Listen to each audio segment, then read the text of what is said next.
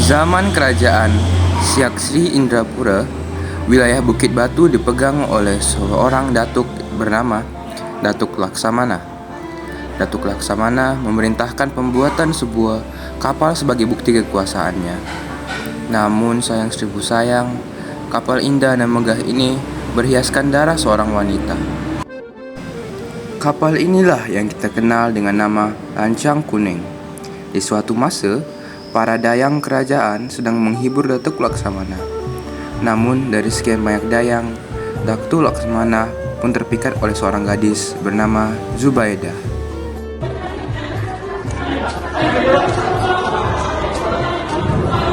Siapakah kamu ini? Ibu nama Zubaidah.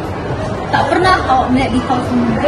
Ampun tuanku, Zubaidah ini adalah anak saudara Fatih yang baru datang dari Bintang. Oh, saudaranya Mak Intan. Sungguh pandai di kau ni. Apakah nama kalian di kau ni? Ampun tuanku, Fatih sendiri juga tahu namanya. Hanya Fatih sebut Tarian Bintang. Bolehkah awak memberi nama tarianmu ni? Nama tariannya adalah Bintang kan? Molek tuanku, isikan Fatih mohon diri. Silakan. Di koridor istana, banyak bunga-bunga istana nampak. Ada bunga baru nampaknya. makan hamba. Jangan tak tengok orang. Panglima Hasan, Umar, dan Kemanta pun datang menghadap Datuk Laksamana.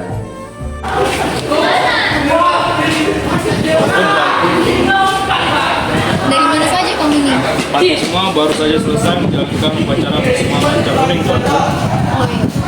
Ampun tuanku, Mak Fatih telah laksana. Mudah-mudahan selamat dalam perjalanan pergi dan balik. Ampun tuanku. Datuk Bendahara? Ya tuanku. Sungguh pandai di kamu ini. Datuk Bendahara, awak sudah punya kunci. Pertimbangan antara Putri Lawati boleh dibagi. Tuanku, tetapi ini adalah pemikiran awak, Datuk Bendahara. Panglima Umar, Panglima Hasan. Ya tuanku. Pergilah kau ke rumah Mak Ina, bawalah ke bekal. Katakan padanya bahwa itu hadiah awak pada Zubaidah. Tinggi tidak tuanku. Kau, kamu juga boleh pulang. Ya tuan.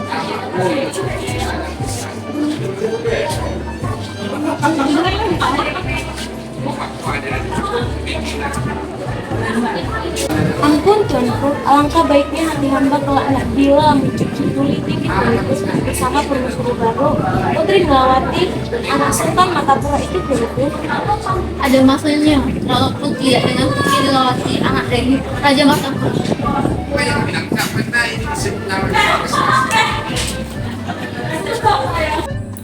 Datuk Laksamana pun keluar dari ruangan diikuti dengan Datuk Bendahara. Lalu setibanya Panglima Umar dan Hasan di rumah Mak Inang. Ya, tunggu sebentar. Berdua rumah mainan ini. Bidadari turun menjelma. Terima kasih. Perkenalkan saya Panglima Hasan. Dan yang pendiam ini adalah Panglima Umar. Tapi saya lah Panglima Tanah. Sudah berapa lama Zubaidah nikah? Saja Datuk, belum ada satu. Karena sudah kami selesai, kalau begitu kami memohon diri dulu Mak Inang. Cepat benar nak balik. Tak tunggu minum air. Terima kasih lah Mak Inang, lain kali saja lah. Umar, tak minum tumpukan pula. Air sejuk saya jadilah. Ambilkan Zubaidah. Mari masuk Datuk. Baik makcik. Zubaidah ni ada anak yatim piatu Datuk. Dia datang kemari nama menumpangkan diri ke dalam.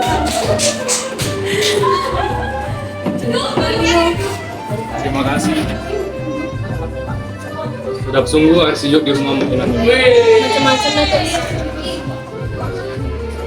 Karena tadi minum, kalau begitu kami mohon diri dulu Mak Inang. Baiklah Datuk.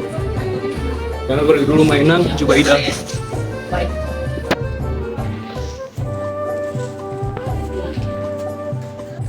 Panglima Umar, Hasan pun keluar dari rumah Mak Inang. Keesokan harinya, para pembesar Bukit Batu sedang bermain bola takraw di lapangan yang tak jauh dari sungai. Di saat bersamaan, para gadis desa, Zubaidah dan Teratai sedang berjalan hendak pergi memandi ke sungai. Tanpa sengaja, Zubaidah terjatuh ke dalam sungai dan tenggelam. Namun, akhirnya Zubaidah diselamatkan oleh Panglima Umar. Setelah kejadian itu, Zubaidah suka termenung, mandi tak basah, makan tak habis, tidur tak lena. Hanya termenung saja yang dilakukannya. Sehari suntuk kau termenung, macam orang yang menanggung beban berat. Memang berat beban yang awak tanggung, makcik. Beban apa Zubaidah? Katakanlah padaku. Awak rasa satu beban yang saya tanggung kalau saya dapat berjumpa dengan orang berbudi yang telah menyelamatkan awak. Oh, Panglima Umar yang kau katakan kan? Tadi saya berjumpa dengan dia menanyakan kabarmu. Benarkah makcik? Lalu apa katanya?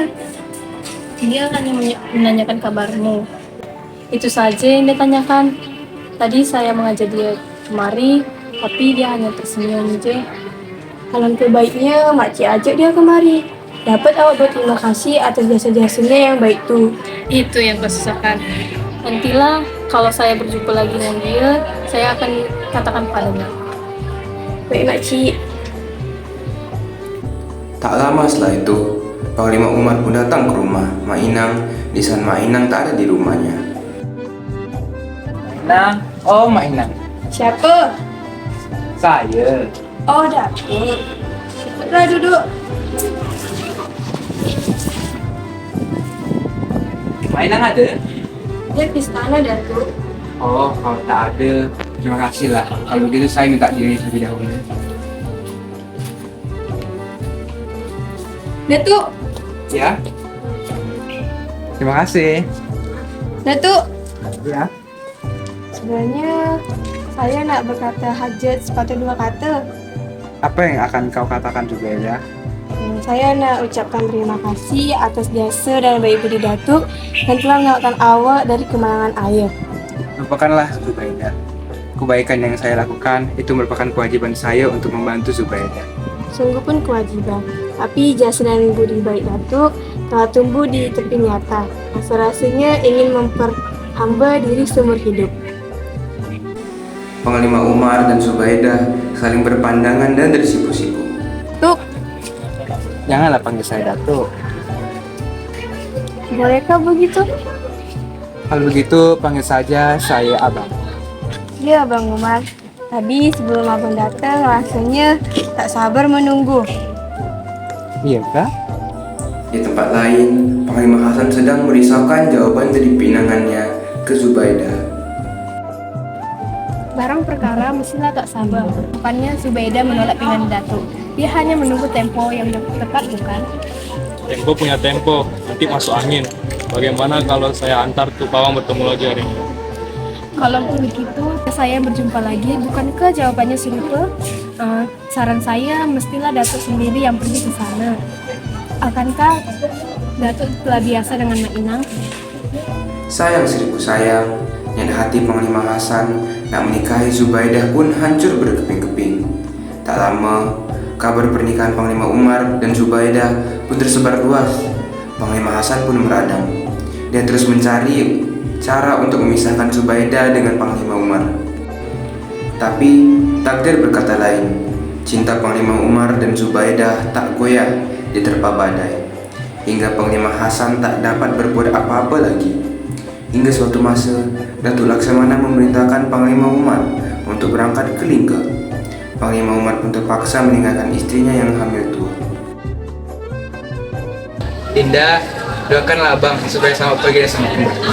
Zubaidah selama ini Bangga Zubaidah nanti kiranya Zubaidah ada buat kesalahan. Tak usahlah bercakap begitu. Abang pergi bukan lama, hanya ke Lingga saja. Janganlah bersedih. Abang Umar tak baik. Tak baik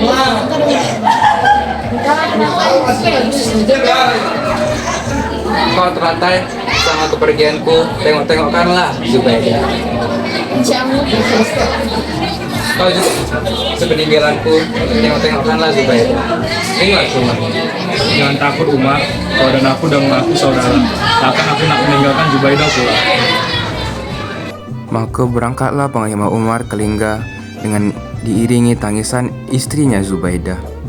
Tak lama setelah kepergian Umar, Datuk Bendahara kembali menyarankan pernikahan Datuk Laksamana dengan Putri Nilawati. Setelah keluar dari ruangan sidang, Panglima Hasan pun mencari Pawang. Panglima Hasan mengancam Pawang untuk bersekongkol dengan tujuan buruknya.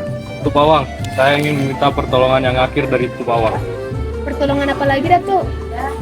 Saya hendak membayar hutang malu yang tercoreng di muka saya ini. Hamba tak paham, Datuk. Begini, katakan Lanca Kuning minta disewa dengan darah perempuan Bunting Sulung. Kalau tidak, pelayaran akan terkendala dan Datuk Laksamana akan mendapat bencana. Darah perempuan Bunting Sulung. Ya, maksud saya Zubaidah. Zubaidah? Ya, Zubaidah. Saya tak berani, Datuk. Saya tak pernah menyampaikan pesan dusta kepada bawah duli. Lagi pula, Zubaidah bukannya istri sahabat Datuk. Tuh Pawang, udah berapa kali saya minta pertolongan Tuh Pawang untuk mendapatkan Zubaidah, tapi pembohong. Saya telah ikhtiar dengan segala upaya saya, tetapi Tetapi apa? Kalau Tuh Pawang tak ikut kemauan saya akan semua Lanca Kuning dengan darah Tuh Pawang. Datuk, tolong, jangan bunuh saya. Akhirnya, mereka berdua pun pergi menghadap Datuk Laksamana, dan Tuk Pawang pun mengatakan apa yang dipinta oleh Panglima Hasan. Tapi Panglima Hasan mengambil langkah 1000 dengan mengatakan bahwa Lancang Kuning meminta kurban, bukan darah manusia. Hingga Datuk Laksamana pun menyetujui rencana mereka. Hingga datanglah anak buah Panglima Hasan untuk membawa Zubaidah ke Lancang Kuning. Ada apa hal, Datuk? Adakah bertemu mengenai suami awak? Hamba kurang tahu, tapi hamba diperintah untuk memanggil Cik Zubaidah karena Datuk Laksamana ingin bertemu Tuan di pantai Lancang Kuning. Datuk Laksamana nak berjumpa. Apa gerangan hasilnya? Hamba kurang tahu, Cik Tuan. Baiklah, biar awak ambil senang dulu. Ratai, kau ikut temankan aku. Iya. Akhirnya, Zubaidah dan Teratai pun pergi ke pantai dekat Lancang Kuning berada. Namun, bukannya Datuk Laksamana yang ditemui, melainkan ajal yang datang menjemput. Mana Tuan? Tak ada nampak pula, Kak. Awak sebagai wakil Datuk Laksamana manggil kau. Ratai, apa kau buat sini? Pergi balik. Oh, yang aja. Apa gerangan Datuk manggil awak? Buat keluar Ratai. Abang ni, abang.